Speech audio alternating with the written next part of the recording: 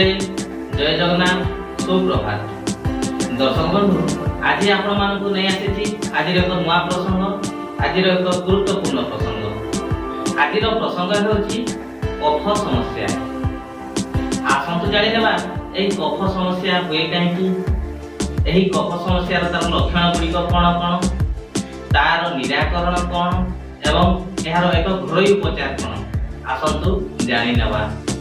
सर्दी समस्या पई औषध सेवन कले खूब शीघ्र यह आरोग्य होइथाय, किंतु कफ जनित समस्या किंबा कफ काश शीघ्र आरोग्य हुए नहीं बा शीघ्र उपशम मिले नहीं। एही कफ समस्या अनेक छाती रे कफ जमी रही थाए, एणु कफ समस्या को सामान्य भाविबा अनुचित।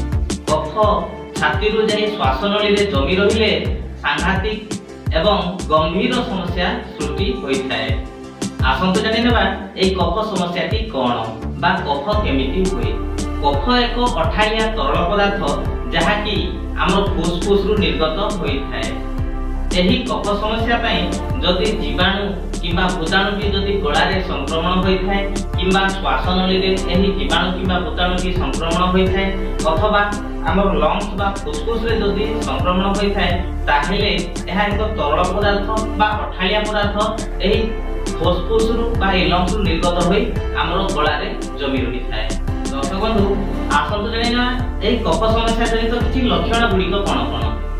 जदि कफ समस्या की सृष्टि हुए बा कफ बढ़ी थाए ताहेले गला रे किच किच लागिबा, निश्वास प्रश्वास नेबारे कष्ट हेबा, छाती ओजन ओजन लागिबा, नाक बंद हेबा, निश्वास प्रश्वास नेबारे कष्ट हेबा, फुसफुस रे जंत्रणा हेबा, गला भितरे कुंडई लागिबा, एमिति विभिन्न प्रकार लक्षण ए कफ जनित समस्या पई देखा दै थाए।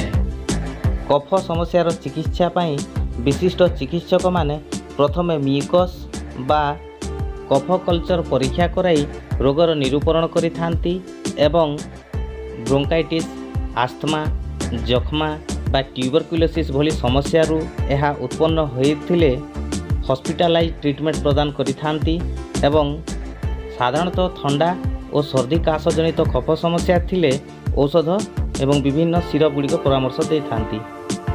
दर्शक बंधु, आसंतु जानि नेबा एई कफ समस्या जनित एक हेल्थ टिप्स बा स्वास्थ्य परामर्श कोन। बासी खाद्य खांतु नहीं, ठंडा पानी पागरे रुहंतु नहीं, पाचिला कदली आत भली कफकारक खाद्य ठारू दूरे रुहंतु, कोल्ड ड्रिंक्स पियंतु नहीं, ठंडा पानी पियंतु नहीं, केवल उषुम पानी पियंतु।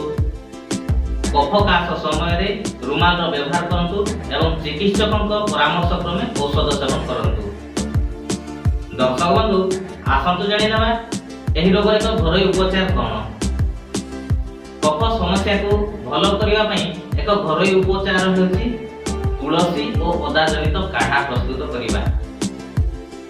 एथि पई सर्वप्रथमे गोटे ग्लास पानी नियंतु। सही पानी रे 6 रु 7 गोटी तुलसी पत्र मिसांतु। अल्प किछि अदा को छेची पानी रे पकै दियंतु।